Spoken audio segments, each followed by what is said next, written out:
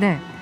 대한민국의 평화와 안전을 위해서 여야 수장들이 청와대에 모여서 영수회담을 열면 좋으련만 열지 않길래 저희끼리 한번 만들어봤습니다. 네, 상암동 영수회담.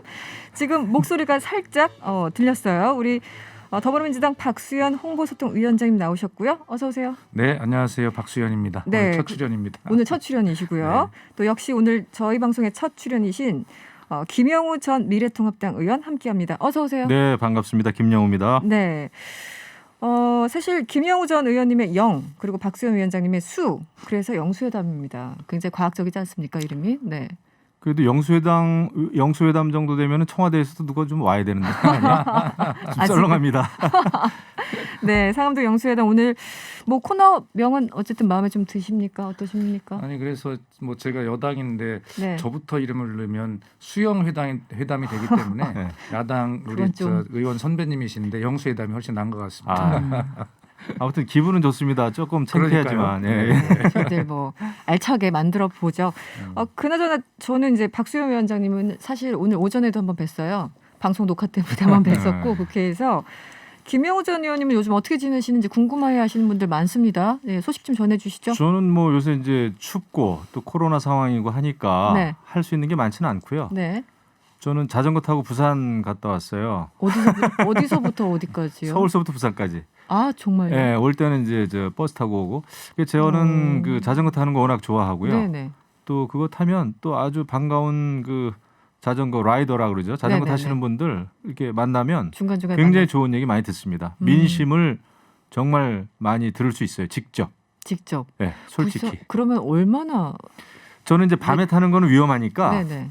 낮에만 한 평균 120km씩 와, 그렇게 타면은 4박 5일이면 딱 부산 4박 5일. 끄트머리까지 갑니다. 그렇군요. 대단하시네요. 네. 저는 제가 우리 김영우 의원님께서 경기도에 도지사쯤 출마하시지 않을까 또 이런 기대와 희망을 가지고 있는데 네. 부산까지 부산에 자전거를 가셨어요. 타면서 민심을 듣는다. 이 꿈이 대단치 않으신 것 같습니다. 네. 간단치 않으신 것 같아요. 전국구로. 도지사 그룹밖에 안 되는 모양이죠. 알겠습니다. 죄송합니다. 그 두 분 기대를 저희 많이 하고 있어요. 이게 품격 있는 토론을 저희들이 얼마나 잘 하시는지 이미 알고 있기 때문에 두 분을 특별히 아주 어렵게 모셨습니다. 오늘 저희 1, 2부에서 코로나 1년이 돼서 이제 전문가들 모시고 1시간 동안 거의 얘기를 나눴는데 어떻게 1년을 어떻게 평가를 좀 하십니까, 위원장님은? 예, 우리 저 김영우 의원님께서는 아마 이 K 방역을 너무 자화자찬한 시간 아니었냐 이렇게 말씀하실 걸로 예상을 하고 네, 네. 이미 예상하고. 예, 네. 예. 제가 말씀을 드리면 그렇습니다.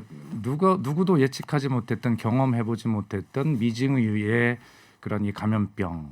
그래서 우리 대한민국 국민 누구에게나 2020년은 코로나로 자신의 인생에 기록되지 않겠습니까? 네.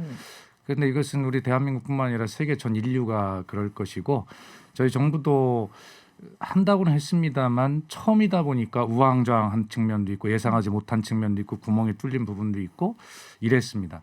그러나 어쨌든 전 세계가 그래도 대한민국이 모범이다라고 말씀을 해주시는 것은 결과적으로 대한민국 국민의 참여와 희생 그리고 그것을 봉사로 이끌어오신 의료진과 공직자들이 그런 희생과 헌신 그리고 소상공인 자영업자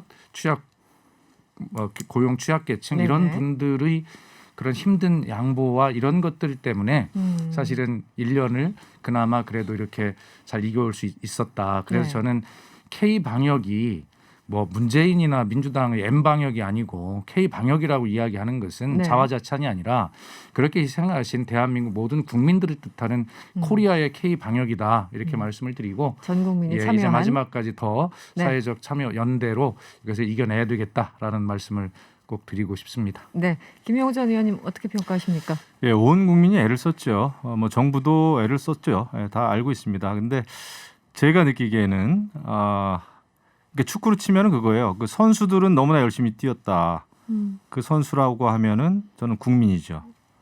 그 다음에 의료진. 네, 예, 국민과 의료진은 정말 최선을 다했습니다. 공을 정말 패스하라 그러면 패스하고, 그러니까 예를 들면 뭐 마스크 쓰라 그러면 쓰고, 또 사회적 거리 유지해라 하면은 또 그거 다 지켰죠.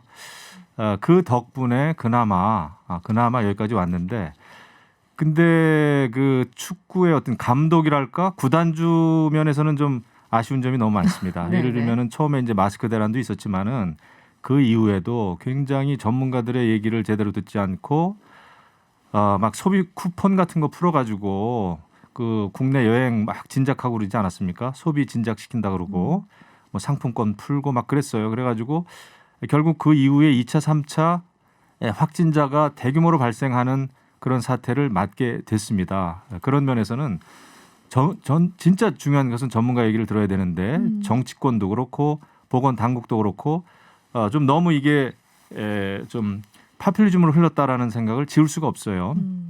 그리고 이제 특히 이 모든 국민들이 정말 분노했지만은 이 동부구치소 같은 이런 그 공공기관이 관리하는 교정시설에서의 대규모 확진자 발생, 네. 그다음에 또 요양병원에서 정말 그 완전 갇힌 상태로 그냥 돌아가신 분들도 많고, 그다음에 병상 같은 경우에 병상 확보를 제대로 못해가지고 병원 한번 가보지도 못하고 돌아가신 분들이 많아요. 그래서 이것은 누구의 잘잘못이다라고 서로 따지고 우격다짐하기보다는 분명히 이게 교훈이 있습니다. 과거에 우리가 사스 때도 그랬고 다 그렇지 않습니까? 그래서 그런 것을 잘 지금 돌이켜 볼 때가 됐다. 그리고 이것은 네. 아직까지도 네. 현재 진행형이다. 진행형이다.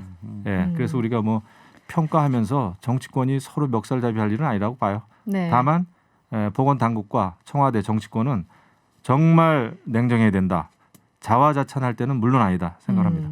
네, 알겠습니다.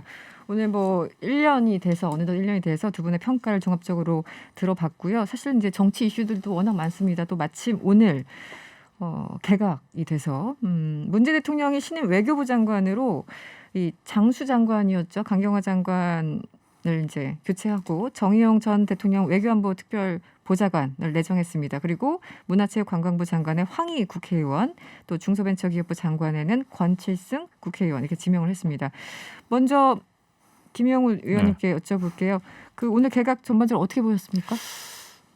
저는 좀 실망스러워요. 어떤 면에서 그러냐면 특히 이제 제가 특히 관심을 갖는 거는 이제 외교부 장관인데 네, 네. 사실상 이제 한반도 프로세스라고 해가지고 그 기전은 뭐냐면은 북한 김정은 위원장의 비핵화 의지에서 출발이 됐죠. 사실은 왜냐하면 정의용 실장이 북한에 갔다 오고 나서 김정은 위원장의 비핵화 의지가 상당히 강하다라는 네. 걸 가지고 그걸 가지고 또 이제 미국에 가서 트럼프 대통령에게도 이제 설명을 하고 그렇게 시작된 것이 사실 북미 회담입니다. 네. 그럼에도 불구하고 지금 돌이켜 보면은 북미 회담이 2차례 열렸고 짧게 만난 것까지 하면 3차례인데 결국 북한의 비핵화는 물거품이 됐어요. 이번에 노동당 8차 당대회 때 김정은 위원장이 한 얘기 보면은 핵에 대해서 36번이나 이야기를 하면서 더더욱 가장 제가 소름 끼치는 것은 전술핵을 만들겠다라고 하는 겁니다. 이것은 완전히 대남용이거든요. 그 전술핵을 갖다가 네. 단거리 이제 미사일 이런 데다가 탑재를 하면은 그것은 치명적입니다. 결국 한반도 프로세스는 북한 김정은의 비핵화 의지를 믿고 쭉 해서 이제 시작해 왔는데 결과적으로 지금 보면은 물거품이 됐다. 그리고 정의용 실장에 대해서는 미국 그 조야에서는 거짓말쟁이단 말이죠. 라이어라는 표현까지 그 말을 직접 국무장관이었던 폼페이오가 했단 말이죠. 그것 때문에 지금 굉장히 그 정의용 실장이 외교부 장관을 다시 맡게 된다고 했을 때 새롭게 출범하는 바이든 미국 행정부하고 이게 잘 조율이 될까 말이죠. 왜냐하면 바이든 행정부는 지금 트럼프 행정부의 대북 정책에 대해서 강하게 비판하면서 당선이 되지 않았습니까? 근데 이런 상황에서 바이든 행정부하고 과연 대북 문제, 한반도 문제를 조율하는 데 있어서 정의용 외교부 장관을 과연 미국에서 신임하겠나 말이죠. 저는 그게 걱정이에요. 의원님 그 라이어란 표현은 어떻게 확인이 좀 된 건가요? 그 라이어라는 표현은 그 부시 대통령 장례식에서 네. 폼페이오 국무장관이 우리나라 여러 가지 그 외교부 직원들이 있는 데서도 했다고 그래가지고 아주 크게 대서특필이 됐었는데 그것은 전원식으로 나온 거죠. 사실은 전원식으로. 네, 그래서 굉장히 그게 이제 그 당시에 폼페이오가 그랬다는 거예요. 북한의 김정은 위원장에 대해서 라이어라는 표현을 쓰면서 정유용 실장에 대해서도 썼다라는 전언이 있었습니다. 제대로 이제 메신저 역할 못했다라는. 예, 어떤 근데 이제 그런 100% 맥락에서. 이게 뭐 확인됐냐 하면은 네. 그건 아니지만은 어쨌든 전원으로. 예, 지금 뉴스에는 엄청 많이 나왔었죠. 알겠습니다. 위원장님 하시고 싶은 말씀이 많으실 것 같아요. 네, 어떠신가요? 오늘 뭐 이제 개각 얘기하다가 아무래도 이제 네, 김영우 네. 전 의원은 외교 쪽에 관심이 많으시니까 그쪽으로 그럼요. 집중해서 말씀을 해주신 것 근데 같아요. 우리 이제 김영우 의원님은 국회에서 이제 국방위원장도 하셔서 외교 안보에 그렇죠. 네. 또 전문가시고 특히 오늘 사회자께서도 외교안보 전문 기자로서 두 분 다 전문가 앞에서 제가 말씀을 드리려니까 좀 떨리긴 하는데 네, 네. 저는 아주 적합한 외교부 장관 기용이고 적절한 시점에 했다 이렇게 보고 있습니다. 왜 그러냐면 지금 미국의 이제 바이든 행정부가 이제 들어서지 않습니까? 네. 이제 사람을 외교안보 라인을 배치하고 또 청문회를 해야 될 거고 또 미국의 바이든 행정부의 외교안보 방향을 또 정해야 될 거고 이런 시간들을 예상하면 통상적으로 전문가들이 한 5, 6개월 정도의 시간이 필요할 거다 이렇게 예상되는 시점에서 그러면 우리가 아무것도 안 해야 될 거냐 이 시점을 기다릴 거냐 그것이 아니라 미국의 새로운 외교안보 라인의 한반도 평화 프로세스를 위한 그러한 정책들을 이해시키고 설득하고 그리고 기존의 그 과정에서 우리가 뭐 판문점 선언이나 평양 선언 또 군사 합의를 통해서 남북 간에 합의했던 이런 것들을 한 가지라도 남북 간의 그 공백기라도 네. 우리가 실천하는 것이 결과적으로 미국이 6개월쯤 이후에 시작될 북미 관계에서 네. 좋은 분위기를 우리가 만들어주는 것이다라고 하는 그러한 것들을 잘 설득하면서 우리 나름대로 무엇인가 해야 할 일을 찾아야 한다라고 하는 이 시점에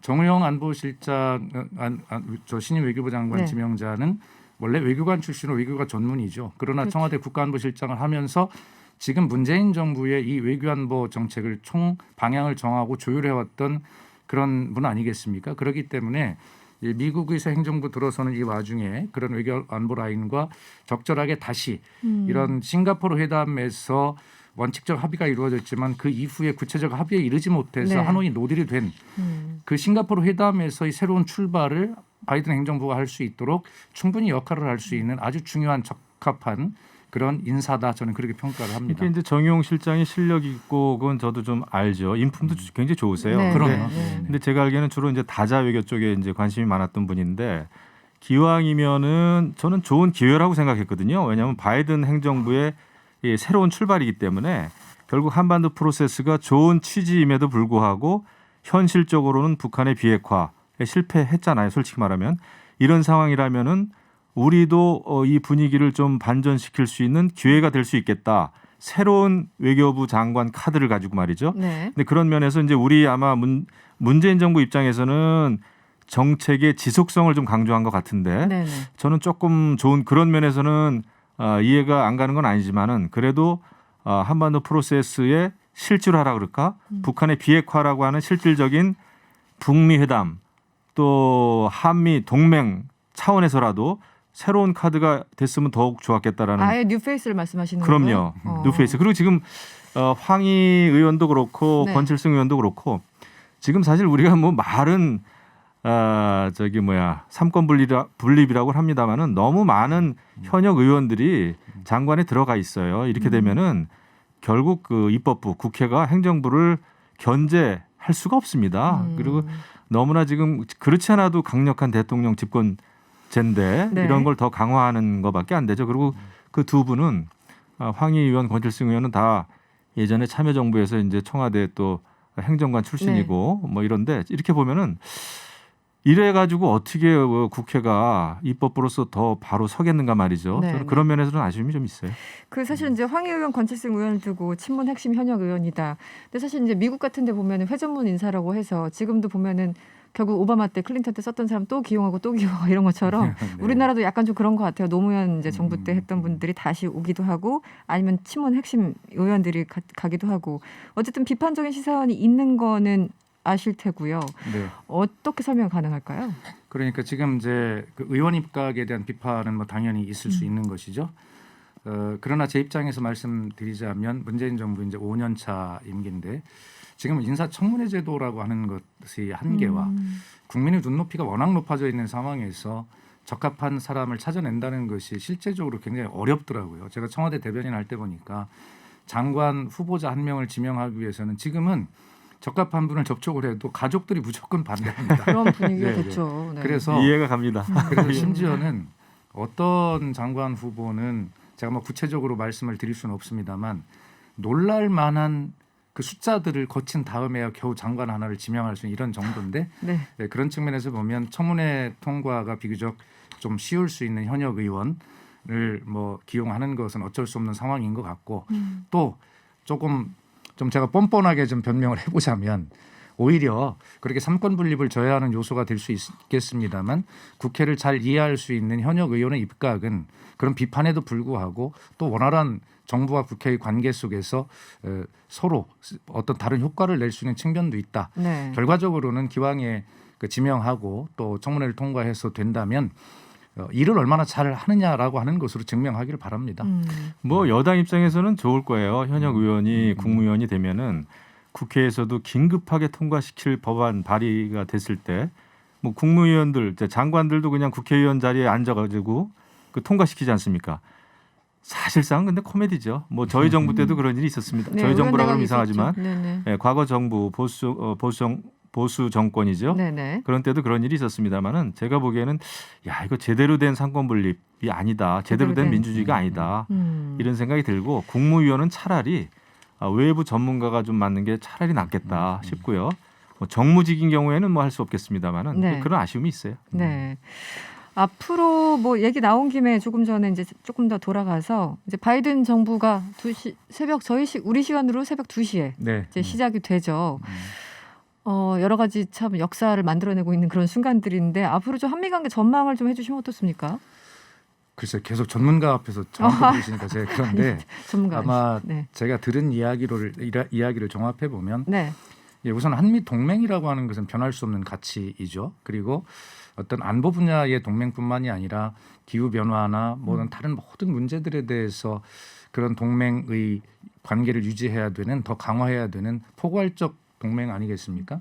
그런 것들을 바이든 당선자 자신이 너무 다 정확하게 이해를 하고 있다는 것이죠. 네. 그 상원에서 외교위원장도 하셨고 부통령 시절에 또 그런 외교를 담당하셨기 때문에 충분히 돼 있고 지금 현재 뭐 국무부 부장관이나 그 외교안보 보좌관을 임명하는 것을 보면 대개 뭐 여러 가지 뭐 중국 견제할 수 있는 뭐 그런 것도 있지만 다행스러운 것은 남북 관계나 북미 관계를 풀어갈 때 어떤 대화를 중시하는 그런 분들로 네. 알려져 있기 때문에 네. 오히려 그런 걸 잘 활용하면 되겠다는 생각이 들고요. 이런 측면에서 아까 제가 말씀드린 대로 이제 이 사람을 배치하고 청문회하는 이 5, 6개월의 과정에 전 외교력을 집중해야 되고 의회 외교가 코로나 때문에 제한적이긴 하지만 좀 집중해야 되겠다. 더 중요한 것은 우리 그 미국 내에 한인 커뮤니티들이 많이 있지 않습니까? 그분들도 네. 열심히 노력을 하고 있는데 그분들이 실제적으로 어떤 역할을 할 수 있도록 또 지원하는 것이 코로나 시대의 또 지혜가 아닌가 하는 생각도 네. 들고요. 아까 우리 김영우 의원님께서 그 비핵화는 실패했다 이렇게 말씀하시지만 국방위원장 해보셔서 잘 아실 겁니다.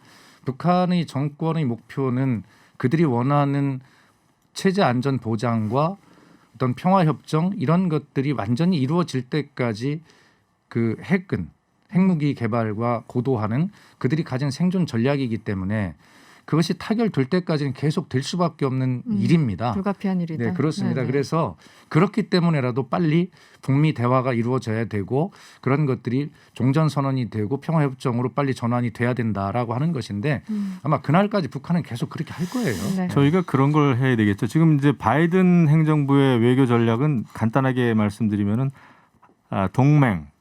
동맹을 굉장히 위주로 하는 대외 정책. 그다음에 이제 다자, 네네. 이제 민주주의를 추구하는 모든 나라하고는 연합해서 외교를 하겠다는 건데, 근데 그 결과는 결국 이제 중국과의 대결 양상이죠. 미중 패권 전쟁이 어느 때보다도 심각할 것인데 이런 상황에서 이제 한미 동맹을 우리가 어떻게 잘 유지, 관리, 강화하느냐가 이제 우리한테 남은 숙제가 되겠죠. 네네. 그것을 잘해야 되고요. 다른 한 가지 이제 비핵화 말씀을 하셨는데 이번 8차 노동당 당대회를 우리가 눈여겨봐야 됩니다. 이번에 김정은 위원장이 특히 강조한 것은 강화된 국방력을 통해서 그러니까 이게 전술핵 등등등등 새로운 그런 첨단 강화된 국방력을 통해서 통일 과업, 이 통일의 위협을 앞당기겠다 얘기했거든요. 이거 굉장히 무서운 얘기입니다. 지금까지는 북한이 핵 개발을 한 것은 이게 북미 회담이라든지 자신들의 체제 안정을 저해하는 공격하는 미 제국주의에 맞서서 자기들은 핵을 개발하지 않을 수 없다. 이런 식으로만 쭉 얘기를 해오다가 이번에 8차 당대회에서는 이 국방력을 가지고 통일을 앞당기겠다는 거예요. 이거 굉장히 무섭지 않습니까? 그러면서 전술핵 얘기가 나왔단 말이죠. 네. 이런 상황에서 우리가 마냥 북한의 어떤 비핵화의 그 선의만 믿고 네. 남북 대회 그렇죠. 낙관론을 펼 때가 아니다 말이죠. 없다. 이런 상황에서는 정말 청와대뿐만 아니라 지금 저는 뭐 이제 그 군의 대비태세도 굉장히 중요하는데 저는 대화론자예요. 전쟁이 나도 대화는 해야 되는 거 아닙니까? 그렇죠. 네. 대화를 해야 되지만은 대화를 하되 북한의 비핵화를 위해서 우리가 요구할 거 네. 이런 것은 반드시 요구를 해야 되는 거죠. 북한 김정은 마음이 늘 편안한 상태를 유지하면서 우리가 대화를 한다? 그거야말로 넌센스죠. 그거는 굉장히 비현실적이라고 생각합니다. 오히려. 네. 상암동 영수회담 오늘 첫 시간이어서 네. 이제 약간 이 풀기 정도로 여러분들 생각해 주시면 좋을 것 같고요. 다음 주부터 우리 본격적으로 조금 예. 더 싸우도록 하죠. 네. 네. 지금까지 박수현 더불어민주당 홍보소통위원장 그리고 김영우 전 미래통합당 의원이었습니다. 오늘 고맙습니다. 네, 감사합니다. 감사합니다.